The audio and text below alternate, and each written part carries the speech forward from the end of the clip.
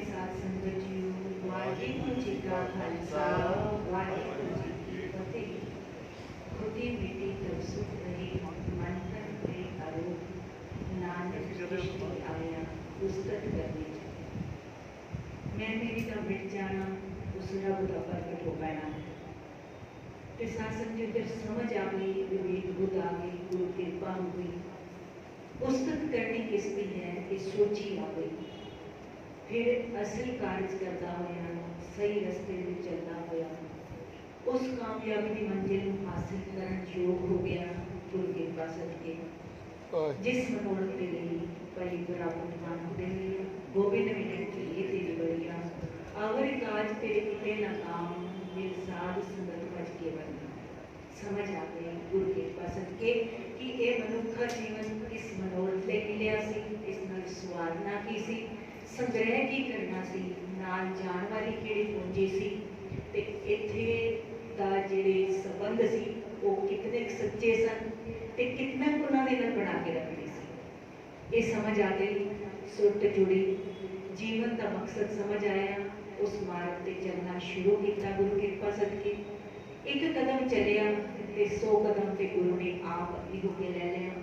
फिर जीवन मनोरथ के सफल होने में कोई कसर रह ही नहीं सकती। सतगुरु रहमत करे, वाहिगुरु कृपा करे। ये जो पावन बाणी अमृतमय बाणी लाही बाणी गुरु ग्रंथ साहिब जी की एक तुर तो आई हुई है। इतने कोई ये सादी बाणी नहीं है कि किसी ने उच्चारण कर देती है। तुर की बाणी आई तो सगली जिंद मिटाई। गुरबाणी ही आखदी है, ताकीद करती है, सनों प्रेरित करती है। एक तुर प्रगा तो आई है, इसलिए सारी चिंताओं तो मुक्त करने की इसलिए समर्था है। इस पावन बाणी को पढ़ के सुन के विचार के गुण सकिए, जिससे नाल साडा जीवन बहुत सफल होवे। सुखमनी साहिब जी की पावन बाणी के विचार व्याख्या करन दा आपां मिल के अपने माना जी जतन कर रहे हो। इस आस ते विश्वास के नाल कि सतगुरु ने जो इस समा बख्शिया है, सानू पढ़न सुनन का बल बख्शिया है, तो मनन भी वही करावेगा, करेगा कृपा, रहमत करेगा। और रहमत का भंडार है ना, साढ़े अवगुणों की गिनती नहीं, पापों की गिनती नहीं, तो उसकी रहमतों की भी तो गिनती नहीं है। तारे गिने जाते हैं पर तारे गिने जाते नहीं। कहते आसमान से तारियां की गिनती हो सकती है, पर सतगुरु नानक पातशाह ने जिन्होंने तारे है तो उसकी पावन बाणी जिन्होंने तार गई है उन्होंने कोई गिनती नहीं हो सकती।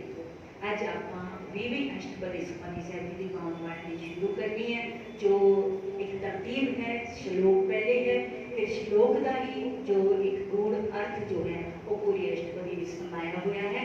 गुरु पातशाह इस 20वीं अष्टपदी श्लोक के विच पावन फरमान करते हैं, फिर प्रभ आया परया तो सरनाई, नानक की प्रबेनती अपनी भक्ति आई। नानक की प्रभु बेनती अपनी भक्ति, फिरत फिरत प्रभ आया परया तो शरण। मैं फिर यानी हुण सस ने एक फिरना ते एक कि मैं इधर इधर भटक के ते तेरे दर ते आ गया। एक फिरना ये कि पता नहीं कितने जन्म पटक पटक के आया ते केड़ी केड़ी जोनियां तो आया। हुण साथ समझियो कि किसी भी अर्थ को ले लो, जेकर कहने जदों जागो उदों सवेरा, जदों समझ आ गई, बेशक जिन्ने दरां ते भटकिया होवे या फिर जिन्ने जन्मां विच भटकिया होवे, पर कदे जीवन की वो घड़ी आ गई होवे जिस दे नाल मनोरथ समझ आ गया होवे, सही दर मिल गया होवे, सही ठिकाना मिल गया होवे, फिर भी तो सफल हो जाएगी ना जिंदगी। कदों हो जाए ये उसकी रहमत है, उसकी कृपा है, उसकी बख्शिश है। पर जदों जागो उदों सवेरा, कितना समा व्यतीत हो गया वो बीत्या हुए तो वापस आ नहीं सकता। पर जदों एक जागृति आ गई, अपने जीवन का मनोरथ समझ आ गया, तो फिर साथ समझो फिर उस रस्ते से कोई चल पिया, रफ्तार भी मान लो तेजी हो गई, कोई गल नहीं। Slow and steady wins the race, कहना निरंतरता जी है ना, वो एक ना एक दिन जित हासिल करा जाती है।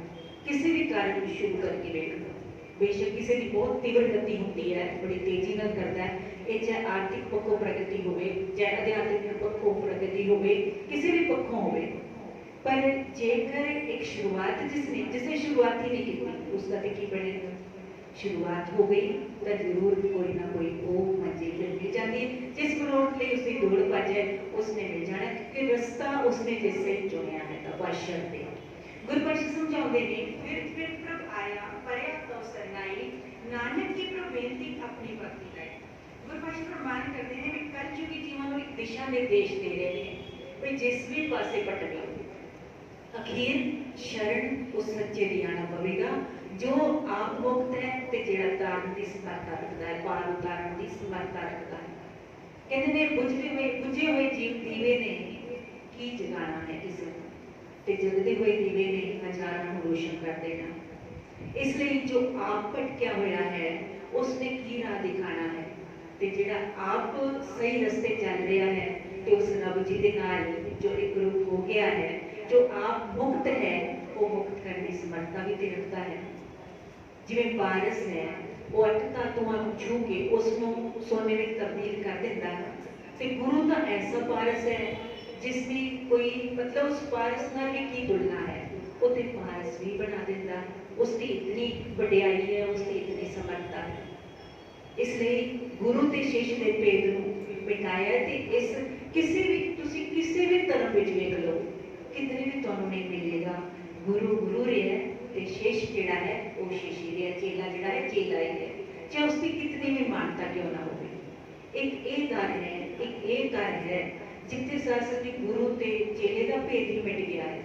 शिष्य को इतना मान बख्श दिता है और सरस्वती शिष्य को खुद भी आए ने भाई नैना जी भावी बाबा अमरदास जी आए ते उस उन्हां दे प्रति भावना है या वो इतनी मुकम्मल सेवा है कि वो गुरु होने के समर्थ अपनी जोत को उन्हां दे विच टिका देता है।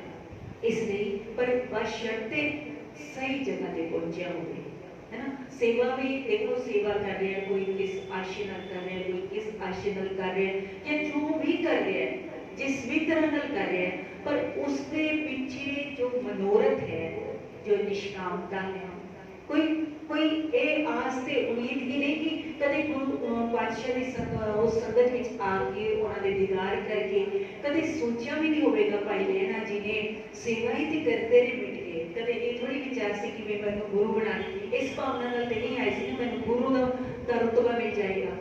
पर इतनी सेवा इस तरह इस कदर मिट के कमाई कि गुरु नानक पातशाह ने कहना तुसीं लैना ते असीं देना असीं तुहाडे देनदार हां। पहले वो इहो जिहा हिरदा भी बनया होगा ना जिस विच गुरु नानक पातशाह ने अपनी जोत टिकाई होगी। गुरु पातशाह समझाना करते हैं गुरु पंचम पातशाह कौन फरमान करते हैं कि मैं पढ़ता है वाहिगुरु जीओ उस वाहिगुरु दे अगे तरले मिन्नतां अरदास जोदड़ियां क्योंकि वो ते बख्शन है वो ते बख्श देता है बशर्ते असी अपना गुनाह स्वीकार ते करिए असी अपने ऐब गुनाह खोल के उहदे अगे रखिए ते सही ते फिर वो कैसी कृपा करता है। हुण कलयुगी जीवन का मार्गदर्शन करते हुए गुरु पातशाह समझाते हैं भाई इस तरह की बेनती करो उस वाहिगुरू दे कि मैं भटक मैं सारिया दरां ते सारे तरीके वसीले हीले कर लेने पर हुण मैं तेरी शरण विच आ गया ते मैनूं अपनी भगती बख्श मैनूं अपने दरों घरों नाम दी दात बख्श। फिर प्रभ आया परया तो सरनाई नानक की प्रभ बेनती अपनी भगती लाई। ये वाहिगुरू जी वो पंचम पातशाह कह रहे हैं नानक रूप विच पंचम जोत के रूप विच मैनूं अपनी भक्ति बख्श दे क्योंकि ये सब तो वड्डी दात है ते ये दात जिसनूं मंगणी आ गई ना फिर उसनूं कुछ मंगण की होर कोई गुंजाइश ही नहीं रह जाती। दाना सिर्फ दान है ना नाम दान आप रोज अरदास विच पढ़ते हैं आखिरी तौर पर आप पढ़ते हैं मन करके कितना पढ़ते हैं वो आप सारे अपने अपने गिरेबान में जाके मान के वेख लेना चाहिए।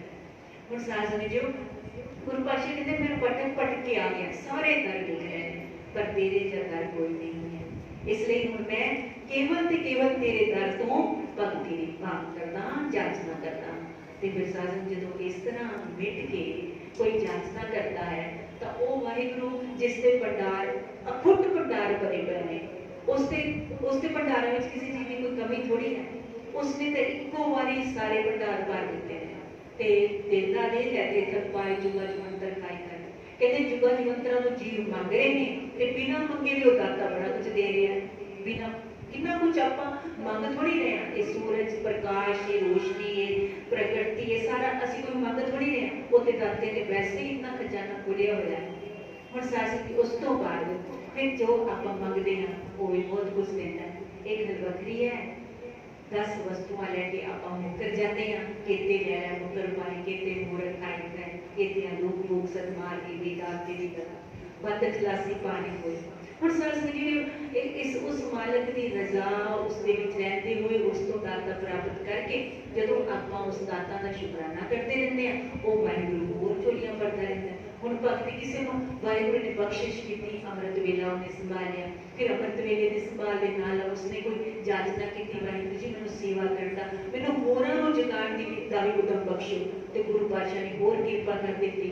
हुण उस देखो ये सारियां चीज़ां ने जो कुछ आपां वंडी जा रहे हैं मल्टीप्लाई होकर सानूं मिली जा रहा है ना। जो कुछ भी आप वंडते हैं, जो कुछ भी करते हैं, किसान एक बीज बीजता है, कितनी फसल तैयार होती है, एक रुख भी लगता है तो उसमें कितने फल लगते हैं। तो इसी तरह जो चीज़ आप फिर उस चीज़ में वंडी जाने एक गल वक्री है। दे मांगे सैसा गुण फिर कहते श्लोक करे संसार। तो रब जो आप एक चीज़ दे के इतना प्रदान करके उस तो 10 गुणा 100 गुणा लै भी लेने रब को दुनिया को अपनी शोभा भी करवा रहे हैं। तो पर कुदरत के कुछ अटल नियम ने कहते जिवें एक बीज है ना वो धरती के जेकर बाहर पिया रहे कितने भी तक किस्म का हो फिर वो कटने समर्थक हो देता है ना, उसको चिड़ियां चुग जाएगियां जाए मैं पैरों में बधिया जाएगा, उग नहीं सकता, उस तो पहले मिट्टी में गर्क होना पड़ता है। तो इसलिए सासंग जो जिन्होंने पाया उन्होंने लुकाया है। साढ़े वर्गा का एक अखर का अर्थ जानता हो अपनी वडियाई करेगा भी हाँ मैं ये अर्थ कर रही हाँ मैं ये कर रहा हाँ XYZ जो भी जिस को कला होगी जो भी गुण होगा उसका बखान करेगा। पर गुरबाणी से सानू कुछ होर ही ताकीद करती है, गुरबाणी सानू कुछ अलग ही सीख देती है। पर आप उसके मुताबिक जरा जा भी इन्ना जा भी जीवन बना लवांगे ना तो साढ़े जीवन में तब्दीली आ जाएगी, रूपांतरित होना शुरू हो जाएगा। आज सासंग जी शेरे पंजाब महाराजा रणजीत सिंह जी की बरसी भी है, उन्होंने जीवन को एक बार पढ़ के देखो। इहो जिहा एशिया दे विच कोई राजा नहीं होया। आप सासंग जी किहो जे साडे मतलब असीं किन्हां दे वारिस हां, कदे सोचिया इहो जिहा राज उन्होंने किया है ना कोई भी नहीं कर सकता, किसी ने नहीं किया। इतना कमाल का राज है उन्होंने, इतना विस्तार है, इतना जब तमा नहीं लालच नहीं कि उसको जितों जीतते हैं उन्होंने नहीं कि उस सारे अपने मिला लेना मर्ज कर लेना, नहीं ये कोई भावना ही नहीं है। हिंदू मुस्लिम इस्लाम जिस जेड़े भी धर्म के जे स्वर्ण मंदिर के जो हरमंदिर साहिब के सोना लगा रहे हैं तो हिंदू धर्म के मंदिर के लगा रहे हैं, इस्लाम वालियां दी मस्जिदां दे दे रहे हैं, तो इक्को जिहा बरतारा है। ते अपनी प्रजा नाल इतना प्यार कि अपने बच्चों को भी बड़ प्यार। ते उन्हां दे राज विच कहते 40 साल महाराजा रणजीत सिंह ने राज किया, किसी को फांसी की सजा नहीं हुई, चोरी का कोई जिक्र नहीं है। कहते ने इतना असीं किसी कहते ने कुत्ते के घर में भी सोने की कोई शक्ति पा के जे टोल रहे होवे ना उसनूं भी किसी ने कड्ढण की हिमाकत नहीं की कदे। इहो जिहा रुतबा, इहो जिहा इतना सच्चा सुच्चा ईमानदारी वाला राज है। ते सासंग जी दया करुणा इतनी एक बारी कहते एक बारी ना बेरी तो बच्चे ना बेर तोड़ रहे सन पत्थर मार के है ना, तो वो बेर जेडे तोड़ रहे सन ना महाराजा रणजीत सिंह जी घोड़े ते सवार के उधर निकल रहे सन, तो वो पत्थर जेड़ा है मत्थे ते जाके बजदा है, मां शेरे पंजाब महाराजा रणजीत सिंह के मत्थे ते लगदा है ते लहू लुहान हो जाते हैं। हुण सासंग जी चुपचाप चले जाते हैं तो फिर कहा जाता है कि उन्होंने बच्चों उन्होंने की तो जान सुकी पई होगी समय के बादशाह के कोई सिर ते पत्थर मार दे तो फिर सजाए मौत ना मिले होया कदे इदा। फिर उन्होंने बुलाया जाता, उन्होंने मावां नूं बुलाया जाता तो फिर कहते हैं कि कर रहे थे बच्चे, कहते पत्थर क्यों मार रहे थे तो कहते बड़ी सभा में कहते कि वो कह रहे थे कि बड़ी मतलब बहुत वो कमते कहते ने इतना मतलब इतना बड़ा गुनाह हो गया बच्चों को कि कहते बच्चे तुसीं दसो की कर रहे थे, कहते नहीं वो बेर तोड़ रहे थे खाण वास्ते बेर तोड़ रहे थे। तो उस वेले कहते महाराजा रणजीत सिंह ने कहा इन्होंने इतनी दौलत दे दो कि इन्हें पत्थर मार के बेर ना तोड़ने पाओ। और इन्ने सारे उदाहरण नहीं कहते एक बारी अकाल एक बारी 40 साल के राज में एक बारी अकाल पिया, ये तो कुदरत वालों इस तरह कोई प्रकोप हो गया। तो महाराज ने अपने ते सारे खजाने खोल ही दिते। फिर उस तो बाद भी कितों कितों अनाज कतर करके फिर उन्होंने महाराज रणजीत सिंह ने कहते ने हरेक नूं 20 सेब जो है 20 किलो जो है वो कणक दी जाती। एक एक बुजुर्ग आ गया, कहते उस बुजुर्ग ने कहा कि भाई इस नाल ते मेरा जिस वेले वो वंडदे सन ना ते फिर रात पै गई ते उहदी वारी नहीं आई है ना, लाइन लगी हुई है। तो उसने जिसने कहा ना कि मैं तो कल तक मतलब मेरा परिवार ते भुखा मर जाएगा, मैं तो आज चाहिए। महाराजा रणजीत सिंह हमेशा वेश बदल के बिल्कुल सादगी विच ना अपनी प्रजा की सार संभाल करते रहते सन। कितने कोई किसी को किसी तरह की कोई प्रजा के प्रति किसी के प्रति कोई भी गुनाह ना कोई कर बैठे, पाप ना कोई कर बैठे, या कोई किसी तरह की कोई रिश्वतखोरी ना हो। उसनों जब देखा कहते की गल, कहते बाबा जी की गल, कहते ने मैनू अज की तरीक में मन मना चाहिए। कहते ठीक है फिर जितना चाहिए तू भर ले। उन्हें पूरी बोरी भर ली है ना, हुण बोरी भर ली। हुण बुजुर्ग चुके किवें, महाराजा रणजीत सिंह ने वेश ते बदलिया होया सी, वो सारा वो बोरी अपने सिर ते चुक ली है ना, सिर ते चुक के उस बुजुर्ग नूं कहंदे चलो मैं तुहाडे घर मैं छड्ड देना। ते उस बुजुर्ग के घर पहुंचे, कहते जिस वेले उत्थे पहुंचे ना फिर जिस वेले जिवें इत्थे करके आपां कई वारी कर लैंदे कपड़ा, ते उस वो कपड़ा हटाया ते देखिया महाराजा रणजीत सिंह ने वो चरना च डिग्गिया कि जी कोई गल ही नहीं आई। ते एक बार इसी तरह एक माई ना अपना तवा लेके आ गई घरों, तवा लाके ना कहती मैं सुनिया महाराजा रणजीत सिंह ना पारस रूप ने, पारस रूप ते पारस रूप मतलब उन्होंने गुणा करके उन्होंने पारस वर्गा कहते सन। ते कहते मैं सुनिया कि पारस रूप ने, ते कहते अपना तवा ना महाराजा रणजीत सिंह नूं इंज करके लगान लगे भी इहनूं छू के मेरा एक तवा सुने। कहते माई की कर रहे हो तुसीं? कहते माई कहती मैं अग की करीब हुई है मेरे घर में, पर मेरे ना बिल्कुल इको तवा सी। मैं सुनिया तुसीं पारस हो ते लोहे का तवा ना तुहानूं मैं छुआंगी ते सोने का हो जाएगा।